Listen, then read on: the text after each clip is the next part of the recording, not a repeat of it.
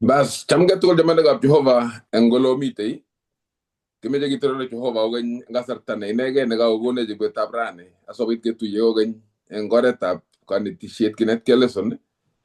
Ibuti gele gab Jehova age gastuge ni ne guret ko tugul wala no bwa kwek tugul ago kyo. Kime jegi tajak asobit ke testa engone tishet kinet kei age sojigei ang nesirei ke iblogo jeju ko itemotunwe kitirchin asogait kage sunet yaga go nyor si tugul bawr na tet. Engugine kemi teleson na bangwan ne moyago len luget ne ugulugo shek tokol ime go baytinik ke watokol ke ko go ngalalsa ago ne gay nay kwak giro garang screenite ko te gere gay ne tapchi ngoito igere le mita gay ne tapchi screenite yo ne mo jogo gay danen titendai aramaru na ta kwane ndete na ta u english no beta prane yetego subo Evelyn Tarus ko ibe ta chomatatu yetego nyo Lilian Maswai ko ibe ne ko engase ko nyo pasta Philip Nyarilei ko ibe ne bogo somagase yetia ko pasta Sami Jamagar ko gesu ngugite etego mo wich ko lengu lende wigite nyone kongo yi jamana gab Jehova enga ko tugul jogase ko giro en go berta bejinyo ke gere ije ki go ser comment shitir chin ko logo gas mi to ngani t-shirt ko bi ke moy go le na men ko mi to bi ke moy go ko ndate tutek te butek so engije ke ndate butek ko ge sirei walu naik en lesson yo tagara en bejit yo tag aso bi iso man aga to le ndate butek ta sta gara isere ke me gara ge walu en bejit na tak aso bi iso man jige ngondo yu Jehova goberu roge ago bere jage je igita sta gi netige to way Jehova mageni ngorita so won kyo amaje ge sa itoro ringa muktene Jehova amoga igoni bara indage sobit ke bwa tay nga muktendet sobit kiputigel leguk eng segunet age samnya tap kato jalo ge kyok nasire Jehova ko sobit na mejeut ude kyok inge ngungne gim agindo yenge go shekyok tukul kot kay to ga para usungut engane tishet na bendi ke gasay kane tishet ko bunun Jehova ke gas tuge ngung yengalalu yeng suru tiketrillen ke sama sobit ya tueti tikibori tap sabon kyo asobit ko sik legi lejin logo jujum nya jen de gas wod ago bit ago tunen ago yegeri jeiso ni tak samen yo en jeiso ni den yo amen chamana gab Jehova kama le lesson ko ngala lego lene luget ne ugu lugo shek ngesa man engta butap Joshua taman ga tine taman ga ngwan committed neba anangurket no nito neba kanete tap kene ne digerane ko ngalal kita butap Joshua tamano ga tine taman ga ngwan nangali ata metit neba ugini ko magolein kala gitom go bitu petut no unotok engtai amata go bitenglet nagigas Jehova kuti tapchi amuge Jehova luget ago Israel angami betu tegegas Jehova kuti tapchi agalle gitom go bitu ago tomo bitagera tegegas Jehova kuti tapchi kalamu kalege Jehova luget ago ba Israel giro en kurgana tegesoman ibu engatin diata Joshua Jigingo kago ngetin ko ginet ke go biju gi bogi gure kibionites ko ki gata bi go tuo engori ta lawo ga Australia ko gi ngab go tuo ko galla gi bu amori ak lugo she kyun go yem piju ta ba kibionites ko me go boriye ko ki Joshua go lenji Joshua i ga go bo ki amori ak kyun to ko jun me go bare koleji membete otuogigu nyo aso be tisor ko gala ngina ba tiyo ka to sa tulwe agale kinga ko itulwe ko to ko luge tiyo ak agin ak pijugai amorik agale gile Jehova ka gonde unek kile jiga ka gonde unek in ka gonde unek ab Joshua amorik ak kijek tugul ci giya bu na ko luget ak je kengi gas I gas ko lagi kay luget gi tinjin bik kala gi bar bik daga la ko ci gi jilil so ko le ngol gar way ko gal lagi robon rabtan ba kay aso bit ko por kay go ge si je gi so ben surutu ko moy ko le ci gi ges ko ko ka bot ko tan barak no ko tan na barobta ko bota ko por ci tago ko por ko gal gi par ko chang ko sirti ga bare ro to yero ko bar kim na tet negi bun gibson got negi Jehova luget kwan ya ba bo Joshua ak law Australia kala gi bar ti jang ko woni ngal yo tingu ne kala je enyu kala kita mutab Joshua kala ko jang lu goshi kala aglu goshi jata to ko gi ngat Jehova kala kinga ko ngat Jehova lu goshi ju kange gero atinde tab Joshua wala bati ko kala kinga to ko ta lu get age gero ko ka ko ma boro ta ko ma meni temet ko su ga magela ga Jehova guti tab ji ko mu kangat Joshua kolle ka ko met ko meni ago tom go eske luget daga to sirta ko to no na sesta aso ko bit ko to lam kay temet aso gi ges lugoli ko le ingo to na sesta kala gi to na sesta amuga gasi Jehova kuti ta Joshua ago to na sesta aso ko bit ko to lam kay yete ga luget ko eske luget ko mat ko meni ko to sta luget kala gi to no na sesta ko en kuti ak tuget na gi to Joshua ko gur Jehova ko gas Jehova somet of Joshua agi tono na sister agi ges ejectul jigi setin borori ta Israel egim na tet na bunu gibsan kula je lesson kagiro enyu en tabuta Joshua sisit ko iteni ko kwa genga aso maniota iteni sisit kwa genga kala agi mo Jehova Joshua ko lenji meyway anan ko men mugulel emot pik tugul jabaluget ago ngeti otogaste ai gero kande ungung laitori ne gabai ko boto pikigi angana senyi agemeni ngolo Jehova kande unagu ko galle jin ibi gesu mamine tono nen tangu mamine lugeta so go terter igo terterinet amu anne Jehova nagande unagu ijega keger Jehova ko jin luget lawo Australia ago ge speak ticham tigi bo ko se prorione keger ago tingen en rahab ngal dia lagi marab en ta po tap Joshua ay yuaing kaiteni ko taman Joshua en kaiteni taman kuma golle amu kiga gas lagi yam ta Jehova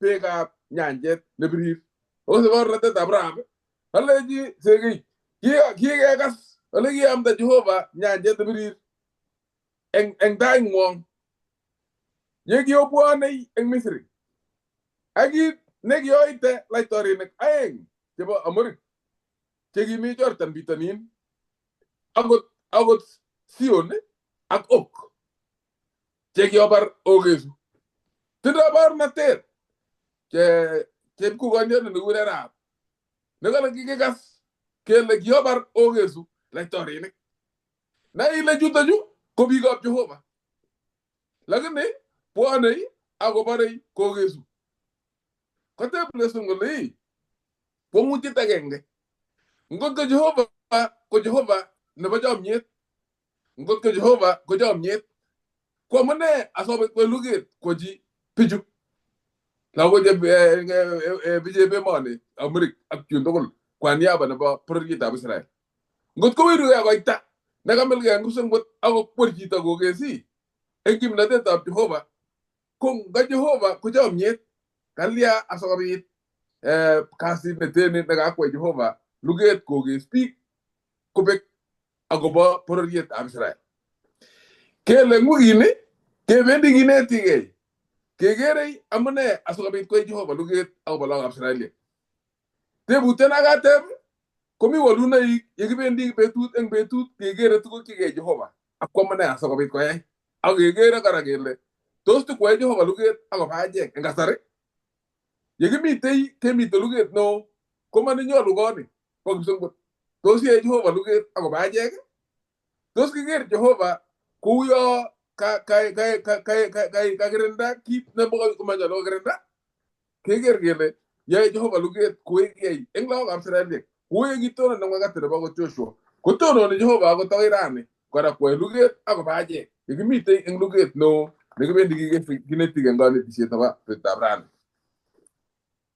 so tu ya tuai kongi so irong ngata mo tap tenge ne betu tap chobili ke gere ke tayat na balugi eng betu tap chobili mo ay golen ke tayat na balugi ame diga sama ngata mo tap chosho mut ka tini tamana somo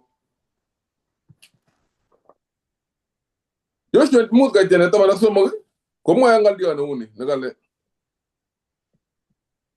age kine gite Joshua Jericho ko to bendo ago gero kito no ni jito ko gotakin gay inendati ko tinyero tweni pachok eng euni ne endaga gengos no ro tweni pachok endaga gengos yero kala kita bendo Joshua inga palanda kirgo kala ko ta bendo kale ago gero kita neto no kito no ni jito ko gotakin gay inendat ko tinyero tweni pachok eng euni ne kagengos Mongana gigasioto itebege ili. Kala tono ni Joshua ako gere kala kutabe ndogoro jita no tono ni. Nga bolen ngoro jita tono ni. Koto na ro de tapchok na ga ngos njoge. Ngale ro de tapchok nda joge. Ko mi joge tori ro de tapchok. Ingani sile in megaliet mami ngala tigi taloige. Lagan ni ko kala tinda ro de tapchok na ga ngos. Tayari boluge mi tai kete begali ngojiji kagle tono ni eng tai tap Joshua ngote ka tastam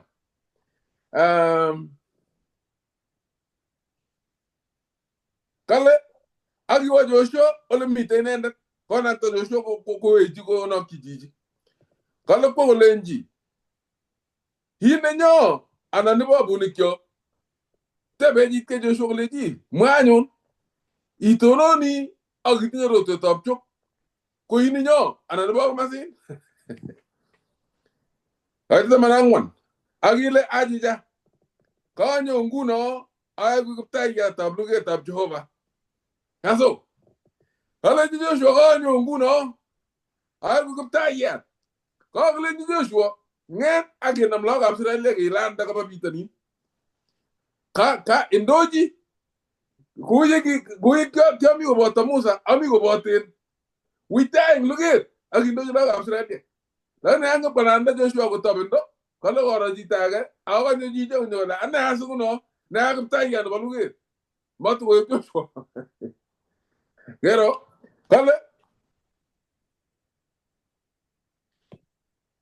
kala agi nguru Joshua kot koy tungon togeni agolos agolenji mojine tayya ndanyo otwaginde ni agi moji kiptaya ta bluget ab Jehova Joshua kolenji Jeheru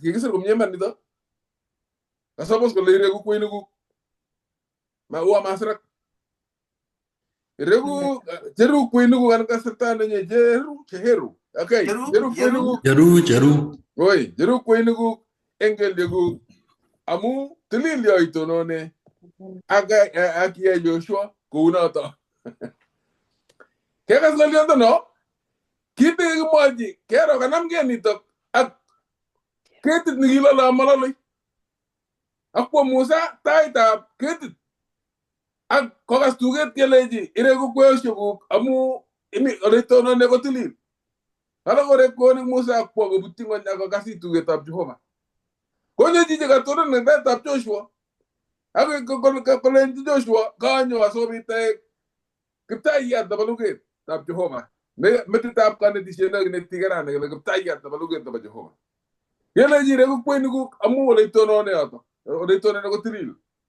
kala ko le Joshua nyungo ko reposek akongon agote kule tos mo wanera ne kiptayat ndanyo ka putetab Joshua ko butina ngon ko amu kamat ko ke ko tage ko gas tuget aga doiset na Jehova eng banda na baluget kame je ile kingo grosen Joshua ay netap chortan ko long kijeri go bitanin ko ga lagi mangge ngana set nigi temelo ngana set nigi agi yem kinde irimet ay agar ko te ke irimet matinda Joshua sala chemo go bariye ko tumdum ko kayat kur ko te ke bajeri go aso bit ko mangi ngana set nigi wedi go nyabani kale ki mo ko tindoy mbango Joshua ki matet Joshua ko le ki bendi asga ay tanu lugoni lakini gile jigi tola amsrelek onga betai amu mi kando inde anan kiptayat nebo luget inende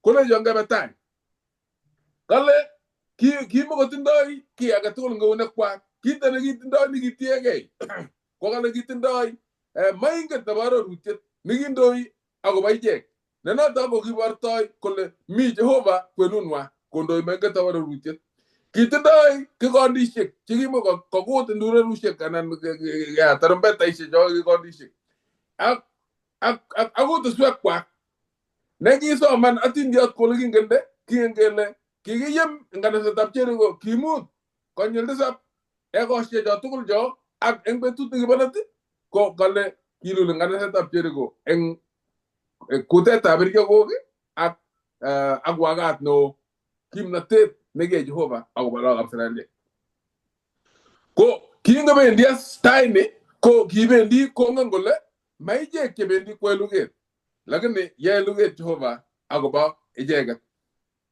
yuda witio lege geri ko ngutet no nege Jehova en la Israel ak ketebege gele tos tu ko Jehova luget ako ba je ngasare ako tos amane so bit ko luget kale kitok enyu gigesuleso ko kala jiji mom negi ang malaga yat tab Joshua kale ago eg laitoriat anan gitayat na balugi kala ko jeyso inendet negi nyo asogabit kotonon ago eg gitayat na balugi kwan yaba na balaga Australia en lugon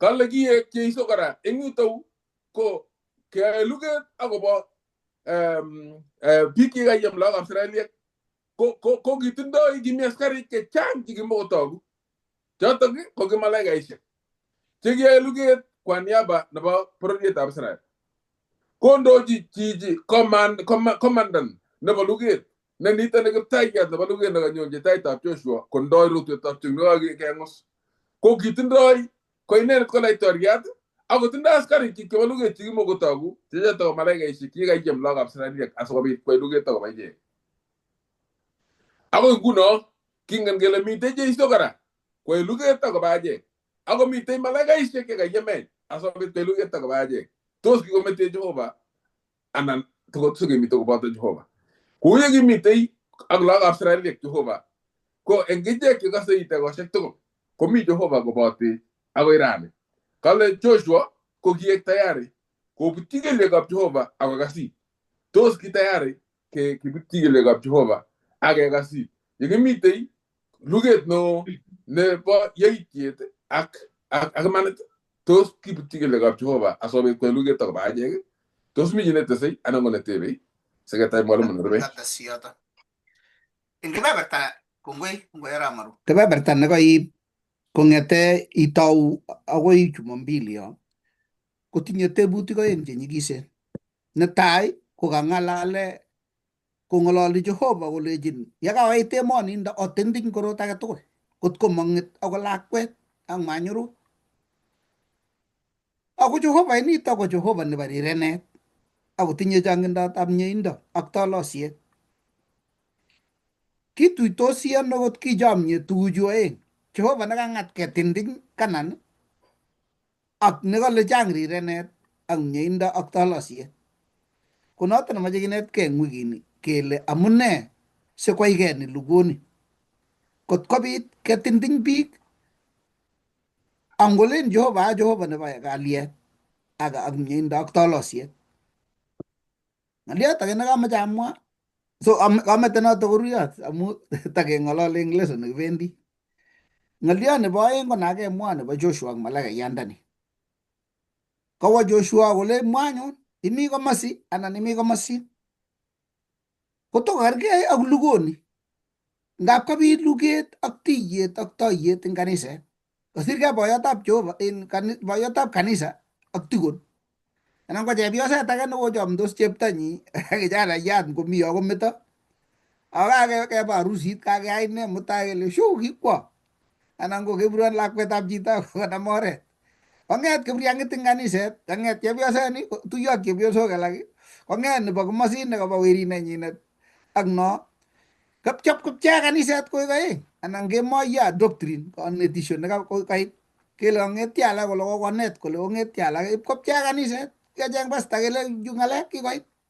Imi komosi anan imi komosi. Kobitu kiy eng yutok ne ngapchea kaniset korosegei komosi korusegei ak komosin akowendi kap chitugul nyokoumuchi chi kosapoten komosi. Ko nging'etu eng katikati yu kewirin eng komoswek tuwai ak kelen imyono ekai. Ng'alali ko imyono isapoteni komosin anan mi komosi. Ko atkan kora ketinye lugonotok eng kaniset ne kaka lugoni kakobit ngo kakituiyo kiy nekabo iman anan ko kakituiyo kiy nekakakisirgei kityo ng'alalet. Ko kami luget age neu lugonotok nekoingen setani kowire bomit akwo. Kongowir bomit nguno wendi ipko kitok kokacheng'oti breakfast anan ko ne kotebi ng'uny oamge akwege. Ko kami luget age nawai ketebe kele hold on, lugoni kiborye ko kakobunji ano? Ngotaketou ko kanetisyo anan kele koit kanetisiet age neter ngap kele koit biik chelen tamirmiriet koma agenge eng somok. Keborye apkoek kasit ipkenam mangap kokas ole kakeker kaniset ngap kenam ng'echerok kebiregei korok eng kaniset ko kalya kakawalak luget eng nekakimoyo eng yu koek luget age nebaregei setani nyokowir setani akometo mutai komi gazetit. Lakini akot chekobo iman ko kemoche kenai kele imyono mi komosin anan mosi. Kole malaikatab Jehova hold on, ma neng'ung boroinotok. Ngipkeite yeichochoni the motive kabwatutietab chito amune sikwai kuno kole koiker kole kong'alaldae koker koib sataka nyeketech kaniset. Maiman kokiteche kele sikole kokemach nguno irwokyi tamiri nebo chito ile koya kobo kikile. Kole malaikayatab Jehova maneng'ung yoto ireku kweinik. Yeichochoni ile peteni anan kele ni ko mabo iman anan ile peti chok janam ko kaichachan irwokyi noto kale Jehova morwokyi chi ngobetyin kirwoket Jehova. Ko ngap ketinye boroindo nekimoche kirwokyi chito kelechi imi komosin anan imi komosi. Kanyo Jehova kole amoche aktuai omi komosta nenyu. Mamoche atabargei. Ngot kolong nin konyo komosi ak kolong ni konyo komosi kobitu chomyet ak kichomdos bichu. Lakini ngot komach nguno ile ngot komesapoteno ak kiatoretin atkinye makiachong'onun akot kingechong'oni atkinye kakonu harambee chechang rani manyi sapoteno kanyanyun sikenai. Ko ngot komo Jehova kebe kebebertanywa tuwai ko kakireku kweinik amu ki kweinik ko ki kabarunetab mamlaka nekaikonu ile kingomeche koserendenchi mbaret ibwoti Boaz ak Ruth ko kikilechi reku kweinik nin sikonu kit neka haki neng'ung imetochi Jehova. Kakilechi Joshua ng'omnotet ak kimnotet ak naet ak lasetab kei ak korot age tugul ireku ak ikochi Jehova simetochi ng'echeret koek kiptaiyatab luget. Koserendan Joshua akokutuny akorek kweinik. Ng'oliot age koborwech kole judging the motive is not our work, it is a holy ground nekimetochin malaikaisiekab Jehova. Kwai noto amune kole kitutu chemulbainik kole chacha motutu makikonok Jehova boisionoto bo kitut. Ai boisieng'ung tatimetochi kipsengwet koamuan ingesaru anan kwacha ngakinoe boisionikwak. Lakini ikere boisionikwak ak kechochoigei neing'om lakini imetochini Jehova isochini chichotok menam kirwokonoto kobun chi. It is a holy ground nebo charging the motive kobo Jehovah nege. Kongoi. Kongoi kameche atesyi pasta kongoi akamwa eng kurganoto bo Joshua mut koitet tata yekotebe kolechin imite kimasta nenyonet anan imite kimasta nebo bunik. Koitet taman ak somok, taman ak ang'wan amu kitebe Joshua kongen kabendi Jericho komeche mite nguno sibendi war. So he's looking kole ng'o nemite kimasta nenyonet. Ngotokowendi rani chito nekatonon eng yo ak rotwetab chok nelitat kabisa kole koteb kole imi kimasta nenyo anan imi kimasta nebo bunik. Amu Joshua ko kikakokimit, ingen kole mi Jehovah kimasta nenyunet. So after this ko nguno ko kichobot bargei ngot kole amite kimasta nin. Komawol kou yekibwotchindoi en Joshua kole haja mwoitoito ano? No. Yani answer kityo no. Neilin kemwaita ano? What's the word no? Iker ile kaek ma ordinary soldier neitoni. Jeiso ni.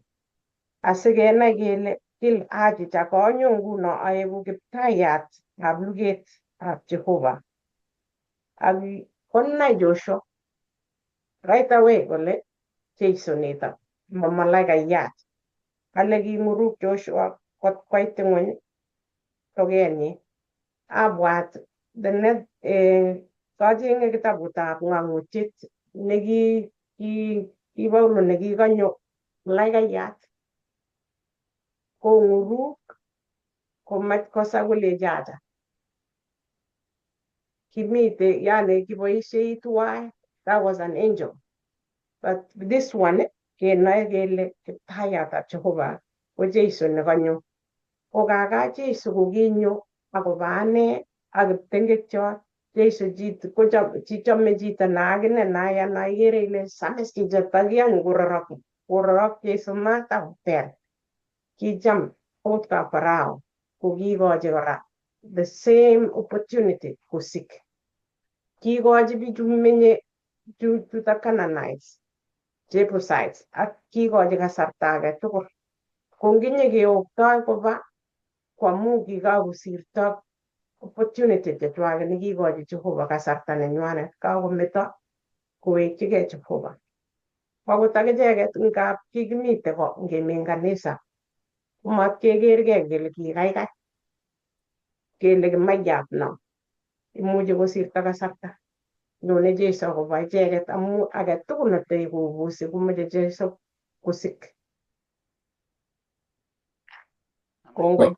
Kongoi mising. Karibu mwalimu Nervei. Kongoi eng mwalimu netai.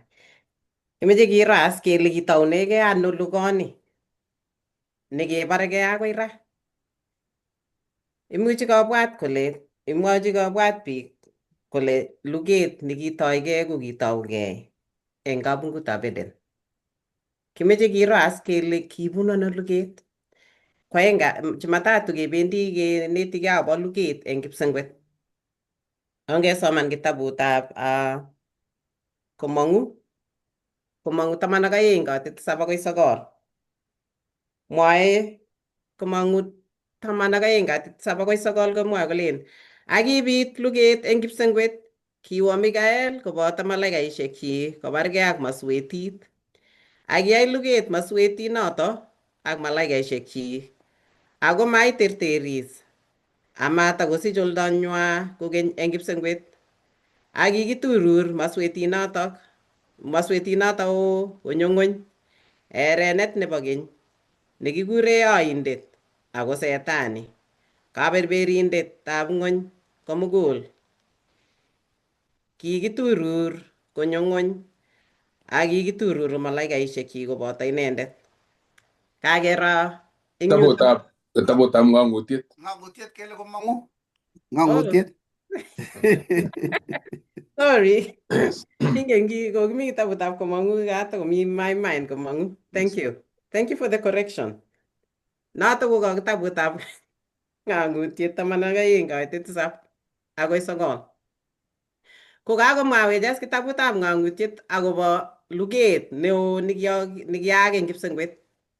Asikobit kakeker eng yoto kele kiwo oindet kobargei ak Mikael ak malaikaishek chi. Mikael ko Jeiso ak malaikaishek chi. Kekere kele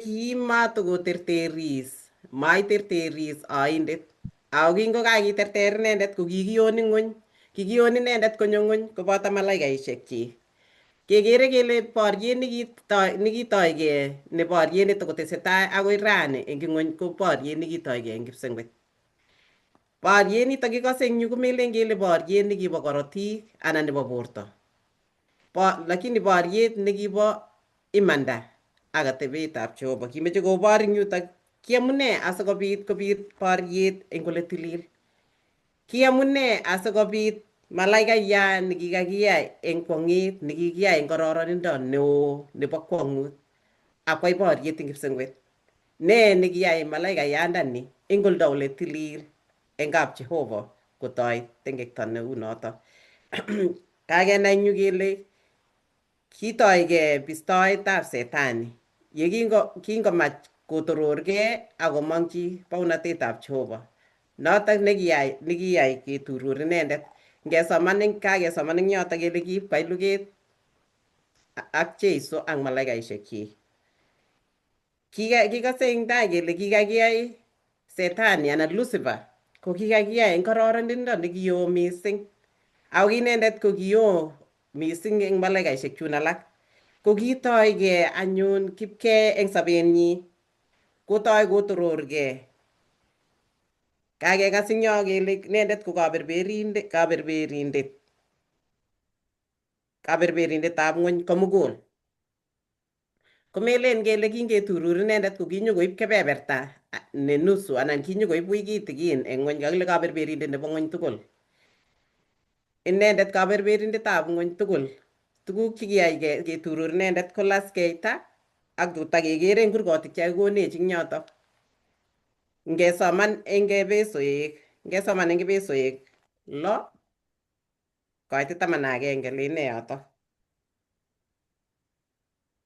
Ebesoek 6 kaitet 11 ak 12. Mwawech ne Paulo eng yoto. Kale olach karikab luget komugul chebo Jehova sikobit omuch okirinde kaberberisiosiekab oindet. Kakeker eng yoto kele kikiturir inendet ako kaberberin nebo ng'ony tugul.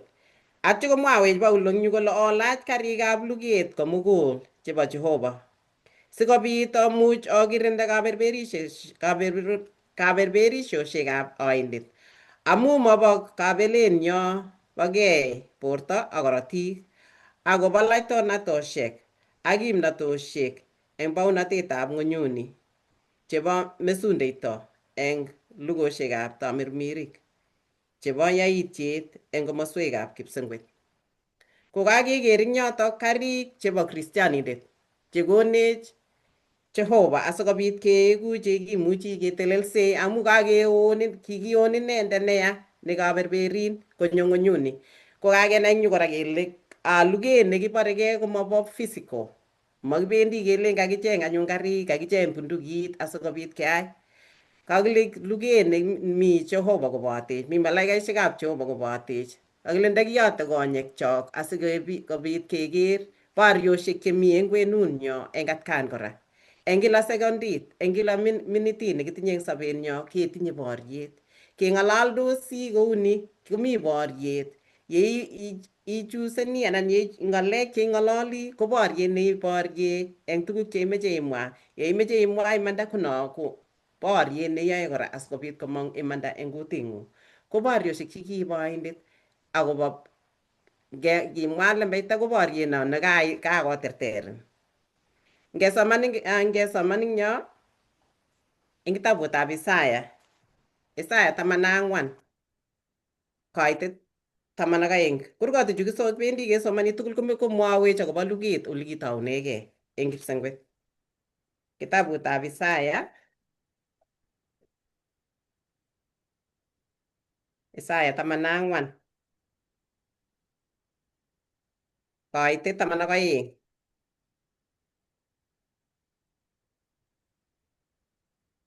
Isaya 14 kaitet 12, sorry, it's taking forever. 14 kaitet 12 komwae kouni kole kaibut eng Kipsengwet, inye kecheyatab bet, weritab karon, kaibin, kakiebin ibut inye nekinyerat bororiosiek, akimwa eng muguleldong'ung ile atokostoi Kipsengwet, atorori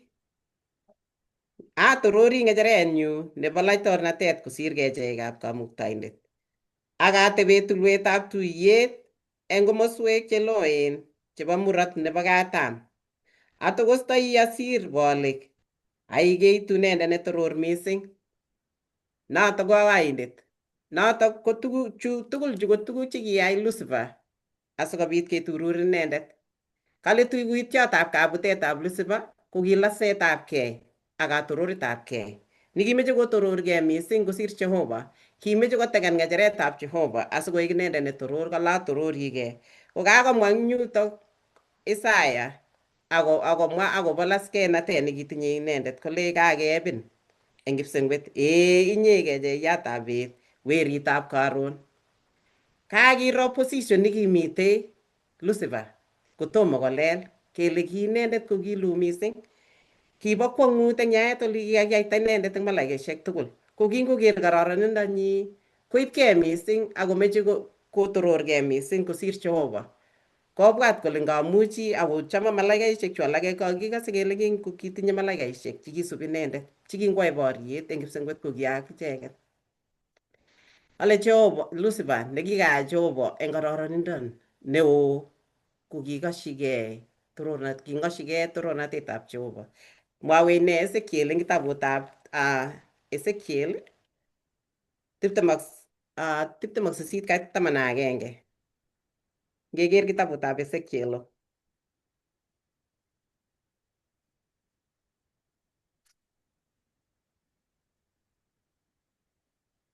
eng summary kityo eng kitabutab Ezekiel komwae akobo mwae kora maotiot Ezekiel akobo kabutetab Lucifer koboisie laitoriatab Tyre kole kiititaat Lucifer ako kinekite Jehovah inendet yekitom kwai tengek. Kiteleli eng taitab Jehovah ko cherubindet, lakini king'em kororonindonyi ak kimnatenyi nekitinye, kosich ng'etkonda kot koek netinye bistoet. Mwawech ine kitabutab Daniel, ongiro kitabutab Daniel 10 kaitet 12 akoi 14. Notok kora komwae akobo tamirmiriet, komwae akobo borietab tamirmiriet nemi eng tuguk cheyaaksei eng ng'ony. Obwoti kikakisoman akobo laitoriatab Persia ak chito nekikakiyokto, malaikayat nekikakiyokto. Kekase eng yotok kele laitoriatab Persia eng yu ko kitelelchin kimnatosiekab oik, kokirindoi tetutikab Jehovah.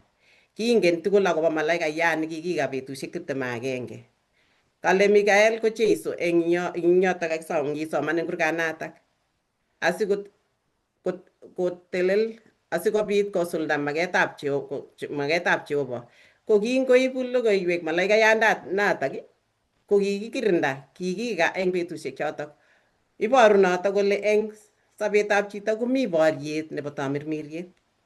Mi kimnatosiek chematogu eng bororiosiek chebo ketile raret eng sobet ak eng mugulelwekab biik.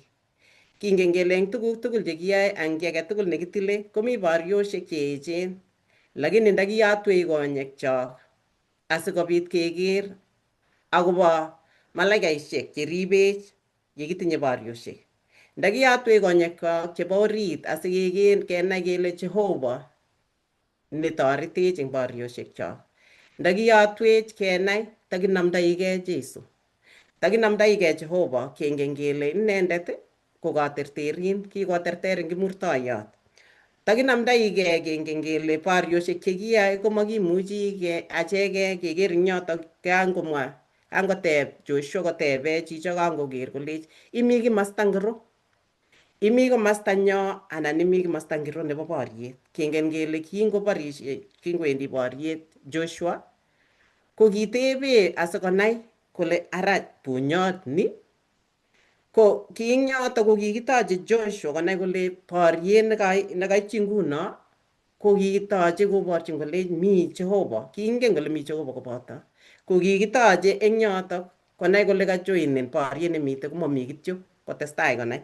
Ko eng achek kingen kele boriet nekimi komakimuchi keyai achegei, amakimuchi kebwat kele kimuchi keterter ngomakitinye Jeiso.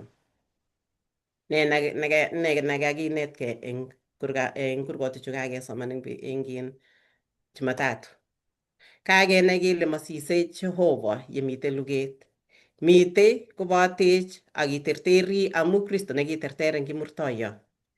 Kakenai kele yekitach Kristo konyo sobenyo, komakimuchi kebwat kele, amakimuchi keteb kele kimi kimasta ngiro, anan kimuchi keteb kele ng'o ne imuchi kotoretech eng borienyo. Kingen kele kingoterter Kristo, kingetururoindet konyo ng'ony, ko kinyokwai luget. Kikiturur inendet ak malaikaishekchi kotesetai luget. Ing'ete karon, ing'ete kokaing'etyi boriet ne inegei. Iwendoti eng ole imi, komi borioshek chemite eng ola tugul ole ibune. Lakini boiboiyenyo nekingen eng sobenyo ko kengen kele kiterteri amu mite Jehova kobotech. Tesetai borioni eng sobonwekchok ak mugulelwekchok. Tiemutik chebwonchinech ko lasetabgei, kachaunetabgei, kaberberishet ak ng'alset ak alak cheu chu ko karik cheboisie oindet eng sobenyo eng atkan kora. Lakini komi karik chekakokonech, chekonech Jehova keboisie chekakisoman eng kurgetab Epesoek. Ngoboisie oindet chekakonech, kokonech Jehova karik chebo kwong'ut. Notok ko ngenyorchini kitabutab Epesoek 6 nekakakisoman akoi kong'ete 13 akoi 18. Ko notok ko kamwawech akobo karik chekonech Jehova ngesoman eng yotok. Epesoek 6 koitet 13 akoi 18. Noto anyun onam karikab luget komugul chebo Jehova sikobit omuch okirinde eng betut neya ak yekaoyai tugul otononse. Otononse anyun kokaokermen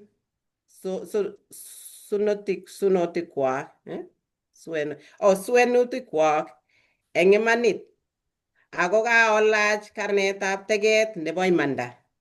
Chotocho ko karik chekonech Jehova.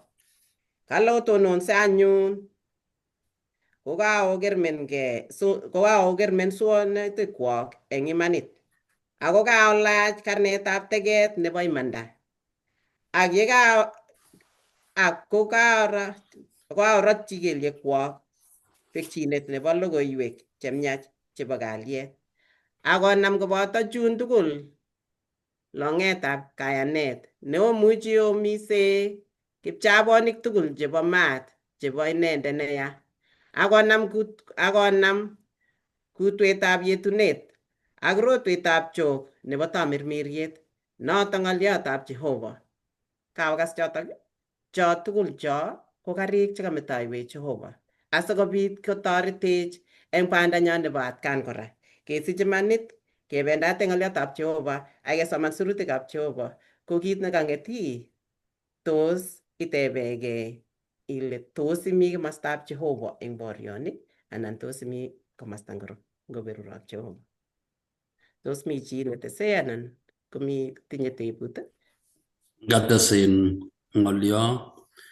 ng'oliotab tokyininyo nebo leso nebo wikini kokamwoiwech akobo luget nebo lugoshek tugul.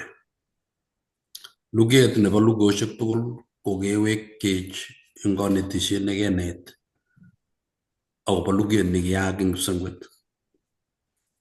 Ne lugoni nekitoigei eng kipsengwet ko mieindo ak yaitiet. Lucifer ni agenge neki malaikaishek ko kikekas atindiot eng luget neo. Ko kibesho ak Jehovah. Ako kingaketurur inendet kou ye kaimwoiwech nyokotech baunatet eng ng'ony. Baunatoshek tugul chemami Jehovah komi kebebertab oindet. Baunatet age tugul nemitei eng emet neoe kiptubotoi nebo mieindab Jehovah ko kirindoi chebo Jehovah. Kangemwochi malaikayandana ketebe Joshua kolech imi kimasta nenyonet kotindoi rotwetab chok. Ko kiingen Joshua kole lugoni ko nemi kebeberta nyo komi kebeberta nenyo. Ko inendet nemami kebeberta nenyonet komanyone kotoretech eng age tugul. Sokolach Jehovah karik chebo luget akoik inendet jemadari nipkoboregei ak bunik. Ko baunatoshek tugul chekikobwa emoni ko kikotech oindet ko kirinda Jehovah. Koboishe Jehovah lagokchik sikobit kobut irimet age tugul nekikitech kekirindae Jehovah. Notok amune ikere Joshua kokilech wii akawendi keyoe luget akobo inye. Tebutiet nekaketeb pastor ako tebutiet nekitebe kristianik chechang. Amune Jehovah nebo chomyet ko Jehovah nebo luget. Amune sikolach Jehovah karik chebo luget. Amune sikonam Jehovah rotwetab chok akotelel eng taitab Joshua. Konekit ko tebutik chekitebegei tugul. Imutech nito kenai kele kitindoi akemi emetab luget neo. Kimi emet nemonenyo. Sot notok amune singesoe kila kesoe kelen Jehovah toretech konech rani kimnotet nekimuchi ketertere. Eng sautikab kiptayat age tugul nekisoe keng'ete karon komi mestet nekikonde setani eng tainyo eng betut. Inginye sobondong'ung, biikuk, choronokuk ak biik chotutosi tugul kemi luget neo. Ko ngomami Jehovah ak rotwetab chok eng tainyo keeku chekembol oindet akoterter. Ne sautik chok chekisoe ko kristianik kengen kele mi chito neteleli ak rotwetab chok eng tai. Matingmakikere inendet komi kimastanyo sikobit koterterwech luget amu kimi emet nemi boriet ak luget neo. Imuchi ikere ile imi komie. Eng kitikin ko kakobit lugonotok ak kakobek biik. Tia korotik cheketumdoi eng barabara. Tia korotik chekakobargei biik. Tia botanetab emet nekakotu biik kobar. Ko chu tugul ko lugoshek chetumtumi oindet eng kebeberta age tugul.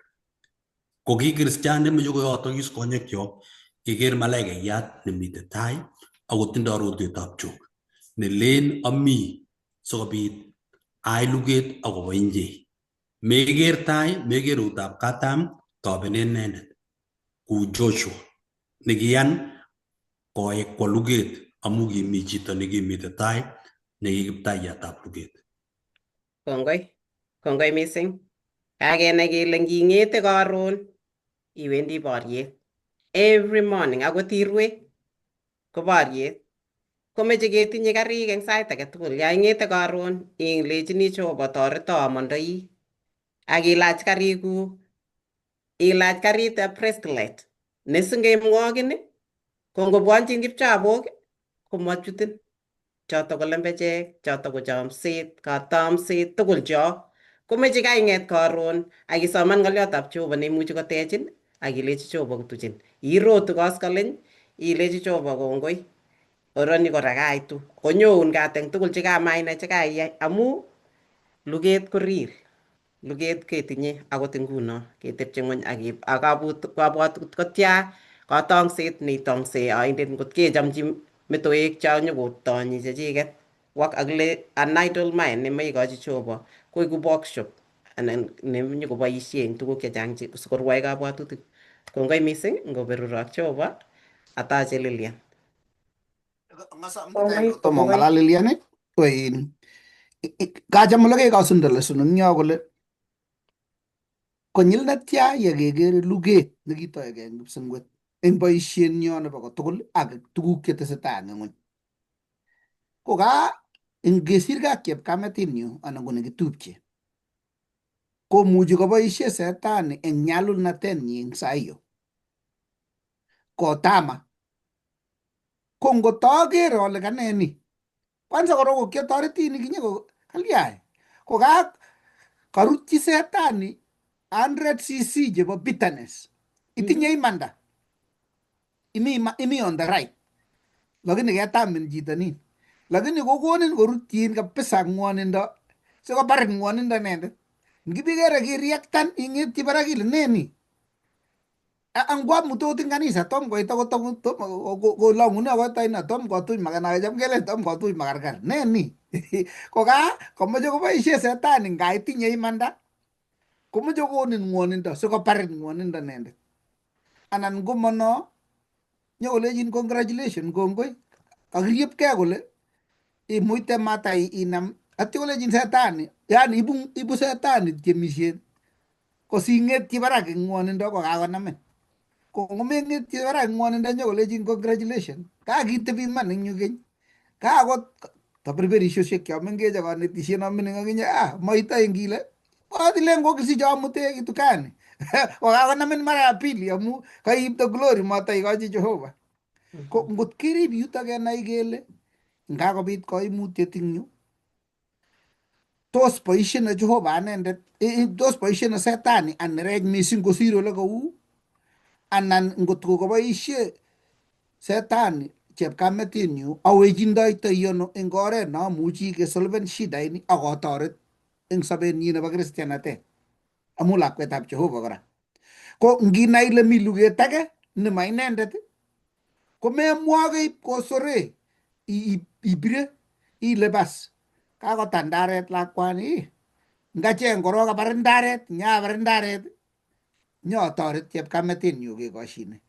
Ko nginai ile ma inendet neng'ololi kanyokotwaktagei age iistoi korok ndaret sinyitoret embochi roroti tugul ibibar lakwetab Jehova nekaboisie setani eng saiyo ibar kome ako eng sai noto kaiwe undo anyokoboisie setani eng komasi akine kora kokaobe tuwai keringet agenge lakini ingolechi Jehova toreto anyun simamwok lakwetab Jehova amoche amwok koroito nin inendet icheng anango neiribisi kole kot konyorun setani iwir notok nya kotiach imutuni konyo gaa komatokoboisien en setani amatoko ibar lakwetab Jehova kesarwok tuwai ingot kenai kounoto kotugul kong'ering'itu lugosiek chekemi eng kanisa amu inoe ile ngama lakwani ngama chichi ngama chepyosoni ngama boyondoni ako oeku nguno tilionut tuwai matakoib setani nino koibin akinye lakini kaibar setani atyi irescueni akisorugei akinye.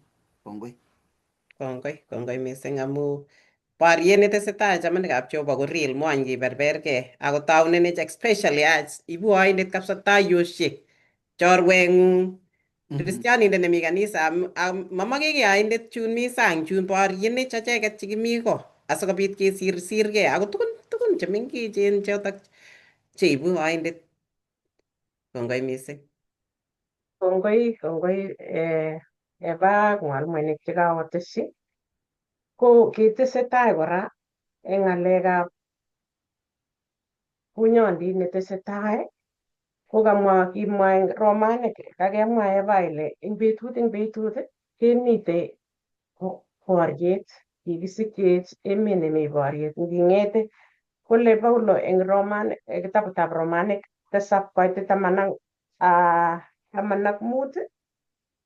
kole amu amu mangen ne ayae, amu mane amache ne ayae, ako ne aweche ko noto ne ayae, ako ngayai noto mamache ayan anyun ale mie ng'atutiet.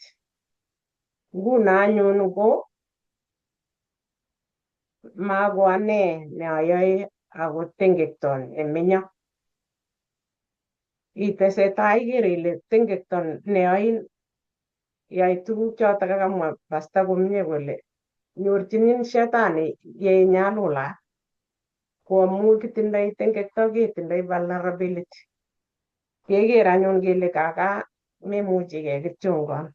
Ko ngebe eng betutab kwoeng kasi kenyoru keng'olole akobo chitab luget. Kakenai kenyoru luget nekitoige eng kipsengwet. Komite tebutiet kele amune asikomache Jehova kwai koek inendet koek chitab luget. Amune sikomache koyai kounoto. Kebendi kitabutab ketoune amu kimache kenai asikakenyoru nyikowendi Joshua kotuiyo ak Jeiso tononyo ak rotwetab Jok. Ikere ile kakoek inendet commander neindochin ma inyendet. Kokanyo eng kitabutab Komong'u, ngebe kitabutab Komong'u aeng koite 23 akoi 25 kitinye kitabushek chekimuchi keelewan ing amoche isir Komong'u 12 koite 12 akoi 13, Komong'u 15 koite 3 akoi 11. Keweke let eng kitabutab Joshua kebe kitabutab Komong'u asikeelewan kele nokilen eng Kingeresa kenyoru backdrop nebo ole testai borioni. Komeche keelewan sikenai kele ka Jehova sikomache koek inendet nekaek commander nebo boriet koek chitab luget. Ko ngesoman kitabutab Komong'u 2 koite 23 kokale ak yekingobata betusiek chechang kome laitoriatab Misri ak kitigenso eng ng'wonindo lagokab Israel amu otwoknatet akoriryo ak kiit rirekwak oldab Kamuktaindet amu otwoknatet. 24 kole akikas Kamuktaindet tigenwogikwak akibwat Kamuktaindet kayamisenyi nekiyamishi Abraham ak Isaac ak Jacobo. 25 akiker Kamuktaindet lagokab Israel akinai Kamuktaindet kit neu. Kabitepche akilechigei tos ingen Jehova kit neu nokostoi sai neng'wan. Tos ingen iman ale kikas Jehova ng'wonindonywa ako ingen kit neu. Ingen kit neu ng'wonindo neimite ko inendet netonone. Ko eng kitabu 12 kurget 12 koite 12 kole ne?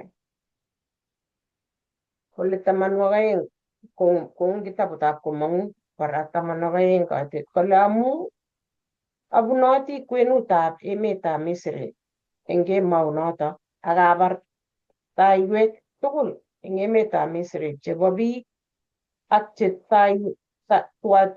chetuate tiong'ik akarwokyi cheptalelishek tugul chebo Misri a Jehova akoek korotichoto kabarunet eng okwek eng korikwak eng ole omi ak yeoker korotik kale yoker korotik asirtoenok ak maityinok koroato konyo kong'emak yo abare emetab Misri ak eku betunito kabwatet eng okwek akorib kobunji igorta nebo Jehova ayoe igorta koek ngatutiet eng ibenwogik tugul agoi koigeny. Kiger Jehova anyo eng Misri, kiger Jehova ng'wanindab lagokab Israel eng otwognatet. Ako king'wan biik chekitinye atebeng'wa kakoit yu kibwone amu rubet, kanyekeyai koek otwogik. Amitwogik kityo kanyekerokchin. Kibirei, kikochin kelecho cheng tiang'inik chekibire motobarok, ako makikochin akot ole konyorchi, ako makikochin kele kakichuchui eng betut kemeche kele kibire motobarok 100 komeche koek 100 amu kokeisto tiang'inik chekikiteshin ng'ung'unyek sikebire komameche konai. Kong'wanit mising. Kokiribyo ako kikas Jehova, kokase Jehova. Kalya sikomach Jehova iib kole nyokoek inendet, kale Jehova inendet nenyone. Akot kora ko Farao kokiker Jehova kokochi kasarta. Konyor iker ile kalya Farao, ngap iker ile kakotian chichi, lakini mengen tuguk cheng'ololchin Jehova chichoto. Mengen amu kakat Jehova nakakamwochi Joshua kolechi acha, amu kalechi imi kimasta nenyo anan imi ni, kokale acha, kokanyo. Iker ile kami Jehova kimaswek tugul kocheng'ech amu kimite ole mi boriet nekitoigei eng kipsengwet. Kotesetai boriet ngap ibwat ile ngamitu ngap kotos kotinyo nekakibaregei eng yu. Ngirue kemboi komitei shetani kocheng'in amu meche kobor kole Jehova ko Jehova neya, Jehova nekiyait eng kipsengwet, ako kikolul malaikaisiek ibwat kinyo kolul, akomeche kolulwech kora. Ko Jehova kokatonon akine. Koikochi Jehova, kochin chitugul kasarta kou kikochi Farao konyil ngui kiiti kole 10 amu kabarunoik cho 10 tugul ko kikikochi ngap kole oba ilen kakokas yemio kole akinye konyo shetani kole kemete man sotokokobel ng'o motobarok. Ako akweket kionyoru yani ki emet netononot eng Misri ne ngot nguno ngeba history ko Misri komi tai. Iker ile kikokon kole kemete man si ilya, kokonin kabwatutik cheyach, lakini Jehova ko Jehova nesomani mugulelwokikab chitugul.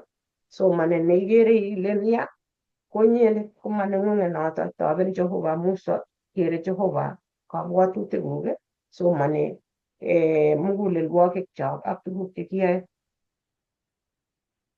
Ko Jehova ngap ilechigei amune sikoyan Jehova koyat tengekto kosir kong'ete atkinye mayam kora. Mayam kong'ete eng kipsengwet, kalya makibukto shetani ini ak malaikaisiek cheyachen. Iker ile ngap iker komi kirwoket akiba kotini kele okur chenyokotonondos asikekas yekase kirwochi komi nekirwokyin, komi nekikilelchi anan nelen kikilelwa, komitei chu chematinyegei amu nguno ngekwee biik chebwone chekikure en Kingeresa kikure ne the witnesses nguno jurors eng kotini ketebenen kele tos kikas kesini amu ngap komi kesisiek kabisa chenekit kakinde TV kakinde ne. Komi biik alak akot kora ndakikinde TV mengen akotinye habari ketebe kole mongen ako as ko bichotok kole kaswean mongen kekochin kounoto ngot kobit kowendi kotini kekirwokyin akine. Ko ikere Jehova kotesetai kesini nebo shetani akomeche Jehova kole Jehova konyonyosoni biik liot konye akane kokakikonech kasarta keker lengut nebo let koit betut neite koit yu amu akot nguno kekere kele ite betut nebo let kenai kele Jehova ko Jehova nebo iman. Makoi imwa ile Jehova nebo imanda ngot ko maiker. Iker ile Jehova kotuitos imanda ak chomyet. Ko ye kakoit nebo let bas. Ako kakile kitore Jeiso komwoe kole Jeiso kobo iman. Keker anyun kele eng kimostab Canaanite chekabwone lagokab Israel sikibuktoi asikobit konyor konyaban lagokab Israel emet. Iker ile kergei koborwech tai neibe kibukto chu tugul chu chekimaiyan Jehova koboto shetani ak malaikaisiek asikoistogei ak kenyoru nyabanet nebo kipsengwet emet nekikwo Jeiso kochobwech kibukto chu tugul. Akere eng yotok ale kiunotok kaborunet nekikiborchi akot Joshua asikoistogei. Ikere ile climax nekiboru tai konyone kibuktot eng ngony. Ko ameche akochi mwalimuinik kotesyi eng yotok asikobit ketar akakochi mwalimu age nerube.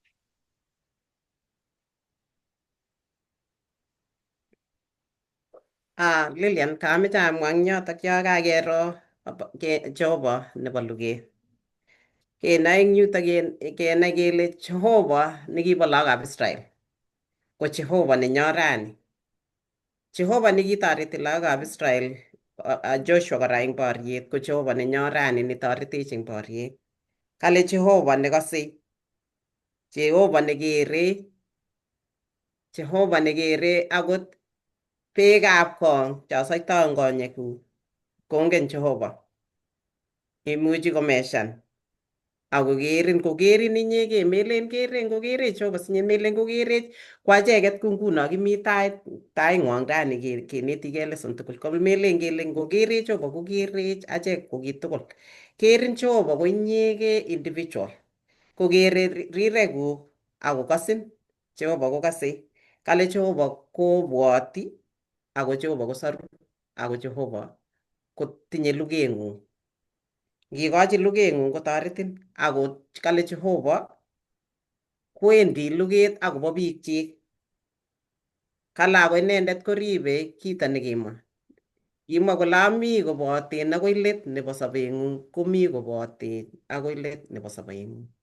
Eng tugul eng baning'ung'et tugul neibune ni komite koboten ak borieng'ung tugul. Ko onginetkei kikochi borienyo tugul nekitinye kikochi Jehova kelechi manenyo boriet neng'ung'et akesarenda. Kongoi. Kongoi amu ikere ile betut eng betut, sait eng sait ko asinai ikochi Jehova kokenai ng'olyonyi kong'ololdosi tuwai. Maneikose kityo isoman ng'olyonyi amu ng'ololdosi ak Jehova kong'ololwech amu eng sirutienyi komwoe nee. Ngot ko metinye ikere ile inome sang akoi inai cheikose. Lakini yeikose kolen metoiwo maneng'ung luget. Ko akoi koit sinai ile amu eng taikayat ko kakobit ng'olyon nakakiwir kele wir. Ile nee nekawirun ni? Ile Jehova. Ane nekakiwir eng yu kolechin sis maneng'ung luget. Koi kolen chito ngawire makas akot katatiat nekawir ius kityo kole amu kalechin Jehova sis amu kainai imwaite. Akere ane akot ku ane akere ale I'm asking the Lord to work in me. To always remember amu quickly kokamach yani naturally instinct kolen aini lakini koitabwat alechi amu kaweisyo maa komye alechi akase kakoima muguleldonyu. Lakini abwat ale kalya kokamwochi Jehova ale kokamamwochi ale nyoiwo katit kemwaun nguno toreto. Koib bandit nakile nguno bandit kakotila rotwet yu kila komeche Mameche bandait, ameche keng'alal ak Jehova si ngoite bandait kongen inendet neingen kole kandaun bandait amu kasirin kirwoget. Ko kameche akesune kitabutab tienwogikab kalasunet 24 koitet 8. Kale ng'o laitoriatab tekisto, Jehova ne kim nebo kamuktaet, Jehova nebo kamuktaet eng luget. Ngwek Jehova nebo kamuktaet eng lugeng'ung kotugul asikobit koterterwech. Asome ale kongoi akatach mwalimu nerube. Kongoi mising. Kongoi Lilian. Akongoi kanetik chekakotoi. Ng'oliot ne kikere neo eng yu ko luget neo. Ko chito nekatou eng tai ak lesonet tokyin eng yo. Komutech kenai kele lugani komatoigei oin. Luget nebo lugoshek tugul kikotoigei eng tai. Ako kitaunegei kipsengwet nekaimwoiwech. Ko amu lugani kimitei ko luget nemabo banyek ak mabo korotik, bo tamirmirik eng oldab ole toror mising. Kou ye mwoiwech sirutik eng kitabutab Efesoek. Ko ngomwoiwech sirutik chebo Jehova kole luget ni ko luget ne toror mising. Komeche kenai achek tugul chekemite lugoni. Kenai kele lugoni komi akobo iman. Kikekas ako kikekas tatindiot nebo lagokab Israel. Kou ye kamwoiwech eng kosomok kasi nemwoe kolen kiptayat netoretok anan nemite luget akobo akwek. Mi kiptayat ak luget akobo akwek. Kangeibwech atindiotab lagokab Israel kong'ete emetab Misri, kekere boisiet nekiyai Jehova akobo ichek. Nyalilda tugul nekibun lagokab Israel eng emetab Misri ko kinyalilda nekiyo nebo kwong'ut. Kiibet chechang sobet, kibek lagok, kibek boisiek, chepyosok ak neranik.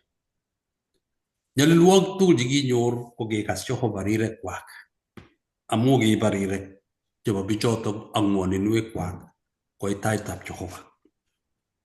Ko amu kikalewen Jehova lagokab Israel koek bororiet neibortoi akobo yetunotenyi ak baunotenyi, ko kicheng Jehova oret age tugul sikobit kotech biikchik akobo luget neo. Eng banda nekakur Jehova ichek ko kakokas nyalilda ak ng'woninwek chekakonyor bichu. Ako maasis Jehova amu kiptayat inendet nebo luget. Kinam Jehova ako kiib koek Jehova konyo kwenutab biikchik. Sikobit kotelel inendet ko kirwogindet ako kiptayat nebo luget. Sikobit kotelel inendet eng tait nebo kandoik akobor mieindonyi Jehova. Eng mieinotok kwa Jehova koek inendet kiptayat nebo luget. Kanam Jehova karik kobargei ak maswetit nekakoboisie baunatet nebo Misri konyalile biikchik. Kolach Jehova karik akoboisie kiboitiondenyi Musa. Kolech ameche iwe akiboisie sharit.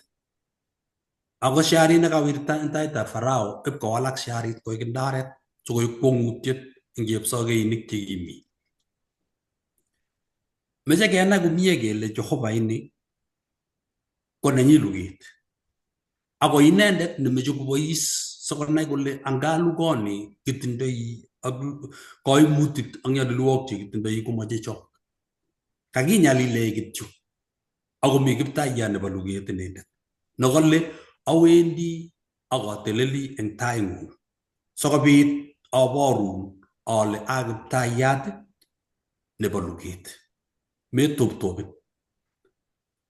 Kikere eng yu eng komong'u 14 kong'ololi Jehova Musa akolech kakoit banda keba. Amu ngimi 12 eng kitabutab komong'u kokalech Jehova omondoi orat suonikwok ak lagokwok kokesen onam tugukwok tugul ak koam makatiandani kiise korotik tugotik chebo kurgotikwok nyone malakayat kemboi nebo rani akobore taita age tugul kong'ete chi agoi tiong'ik. Ko kingomwoe Jehova kokakolach Jehova karik chebo luget. Eng birutiet nebo 10 ko kikoistogei birutik 9 nekikochin icheket kolejin uiye kakomach Jehova kopounis inendet. Mako Kiptayat maketongoi inendet. Ko ngikakokur Jehova kolejo mande koit man komanda lagokab Israeli eng 12 komong'u ak 13 eng banda. Ko ngobendi banda kokakomanda eng emetab Misri ko kikwong'e Farao banda nekibendi.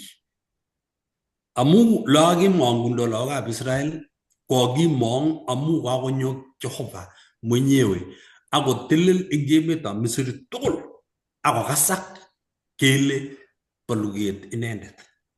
Kakobet biik tugul lagok chekitaita matokoitaita akaiyetu ko kime matingaitaita nebo kabanum ako iyos iwendi mele kitaita kityo nebo lagok chemengechen kitaita nebo kapchi tugul matingaiyo ko kilakwet netai nebo kai ko kimeitos tugul.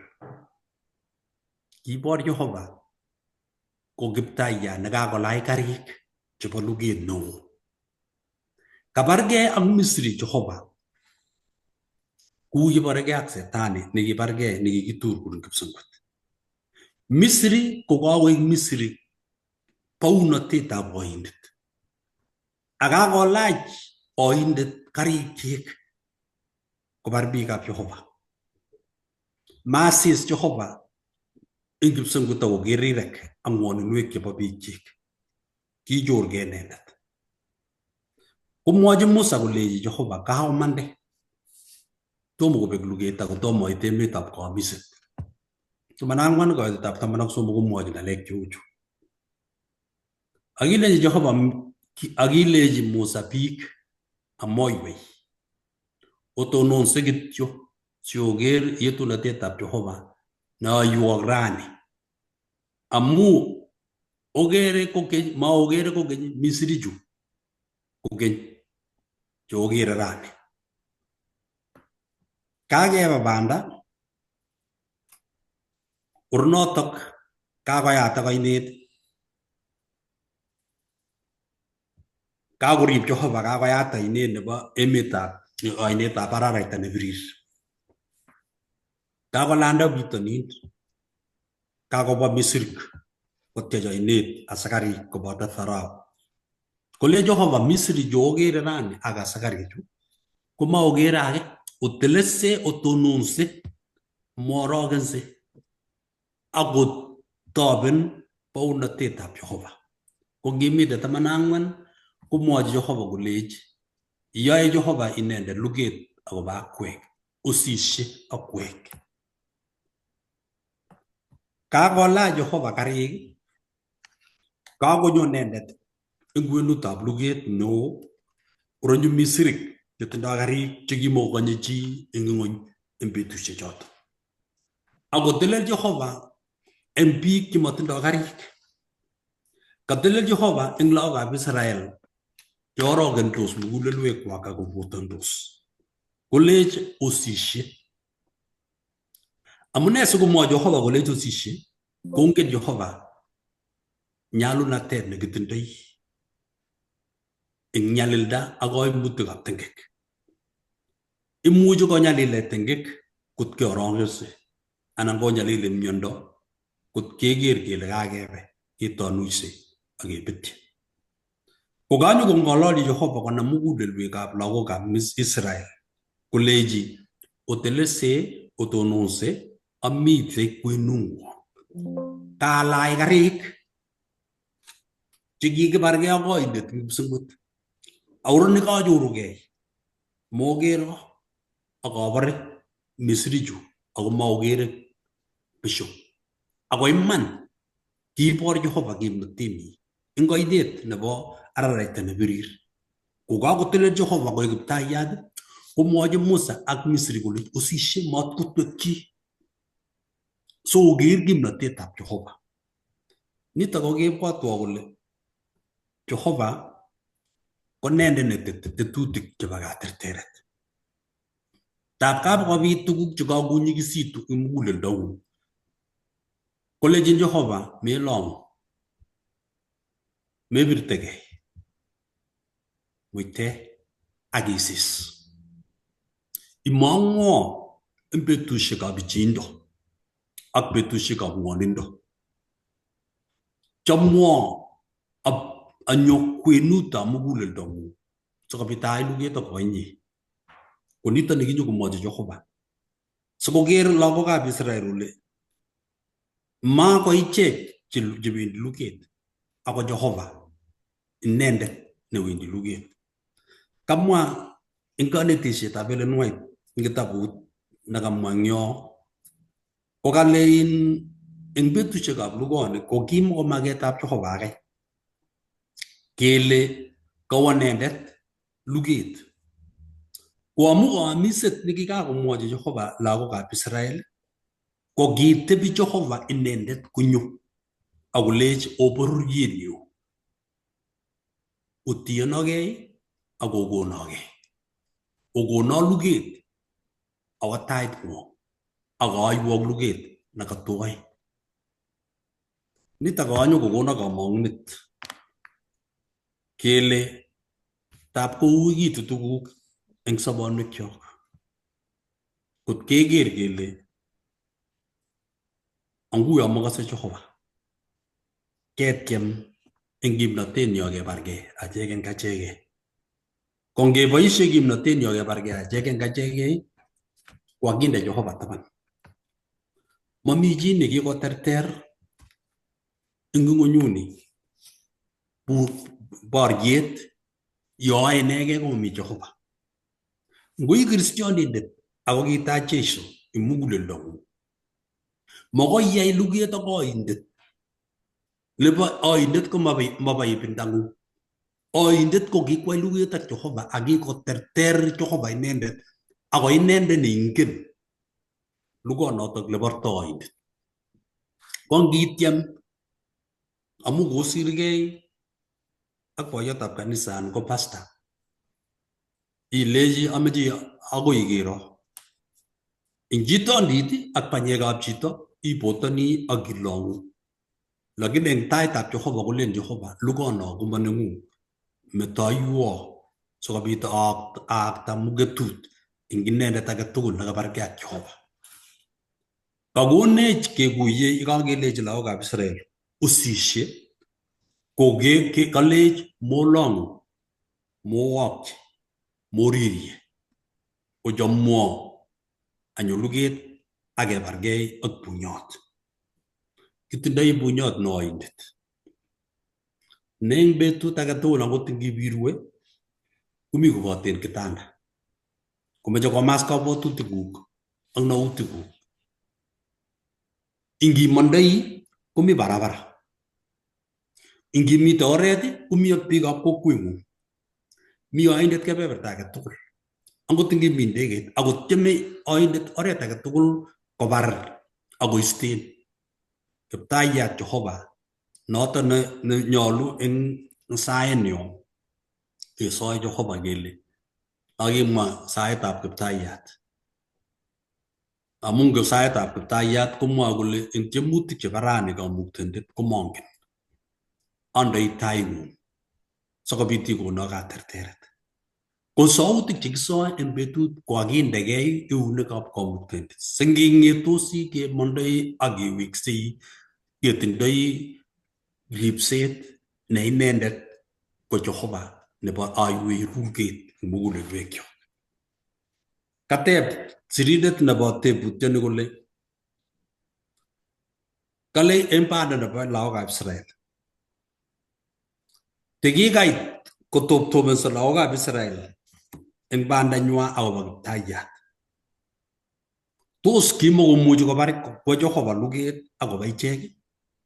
Yekikakotobotyo akobo bunikwak, Kinkworokensho lagokab Israel tos kiutye Jehova icheket, tos maai luget akobo icheket.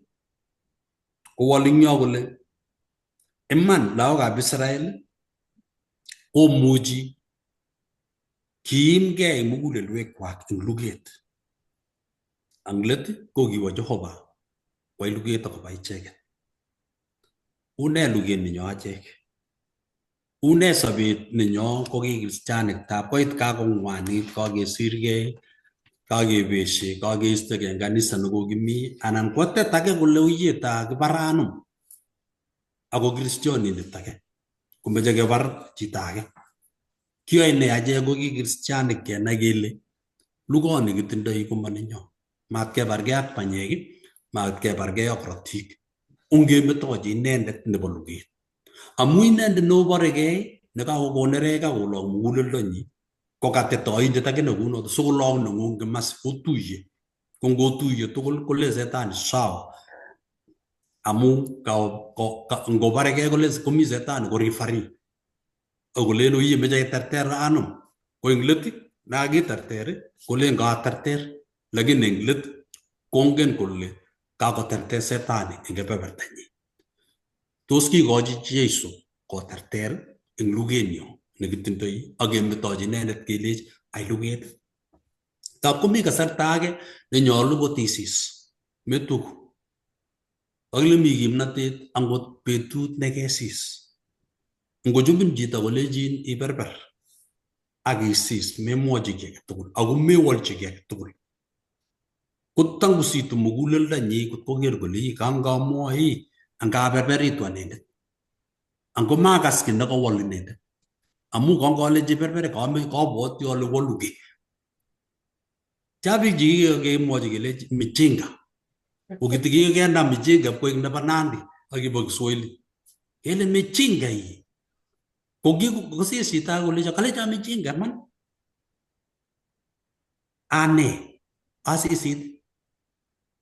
So tugucho tugul cho kimwoe cho tugul cho kabit cho kotab kokwai chito kolong muguleldo ipkoutie kelech lugoni komanengung sisek. Tab isis imetochi Jehova kwai kiy age tugul. Kotangus muguleldongung akokonin kimnatet kokaiterter. Eng lugoni kitindoi kokonech Jehova kimnatet. Ongeng'et karon kele Jehova kakinde sobonwekyok euneguk. Luget nemite tai ko manenyu. Inyendet inyegei nimuchi iterterwo. Ko ngeyai kunotok kesobe eng betut eng kiptaiyat. Ko ngesop eng betut eng kiptaiyat kemi banda. Tomo keit Kanan nebo kaamiset nebo kipsengwet. Tekemi ak biik chemilech akonyalilech eng sobonwekyok sikobit kocho mugulelwekyok eng torornatetab Jehova. Amu age tugul nebune betusiekab nyalilwogik ketilili ku maat situn komong kokakoigei taabu nekikitilile maat eng kayanet nebo torornatetab Jehova. Mebwat tuguchu ile bwone ile kororon buch. Imuchi koyai Jehova katililet koistoi korot nemi achek ne eng betut kekere kele tokomi tuguk chemi mugulelwekyok chetomo koistogei. Ako maketab Jehova kebun mayatak sikobit keterter ake torornatenyi nenyone. Ngotorete Jehova kokonech kele bo luget inendet maachek. Ko ngemetochi inendet kekutuny kwai Jehova kou yekiyochi lagokab Israel. Akolech okere bunichu, yo okere rani eng konyekwok komaokere besyo. Ako matun tokokere besyo okase ngatindonik. Kot keit yotok kokakorek Jehova mugulelwekyok eng katerterisiet eng luget neo. Kongoi mising. Mi chi netokotese ng'olyo? Ngatai kiboition rubei. Kibendi kitugoti ko kongoi mwalimuinik tugul cheteche kakondoi amu kiborye tebutiet nekateb chito kole amune sikong'at Jehova ketindiny bororiosiek tugul chekimi Kanan akomwoe Jehova kole a Jehova nebarirgei ako a Jehova natala akotinye chong'indab rirenosiek. Kakeker luget nekitoigei eng kipsengwet yekingotonon agenge kong'aa Jehova.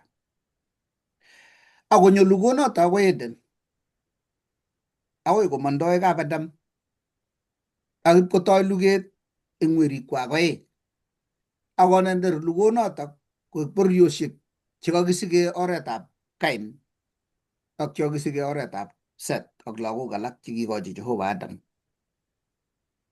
Akotestai lugonoto koborege Jezebel ak Jehova eng kwenutab iman ak lembech. Kounotok king'olole rani lagokab Israel komi kwenutab emet yetesetai luget nekitoige eng kipsengwet. King'ololegei ko ki kaniset eng kwenutab ing'ony netinye chemarget, nemi yoityet, nemi lembechek, nemi lugosiek. Ako tonondo ano lagokab Jehova eng kwenutab lugonitok. Kimoko maketab Jehova konyaban lagokab Israel emet nekikeyosiechi ichek Jehova koboisie kimnatetab simoloikab bortonywa anan ko karik.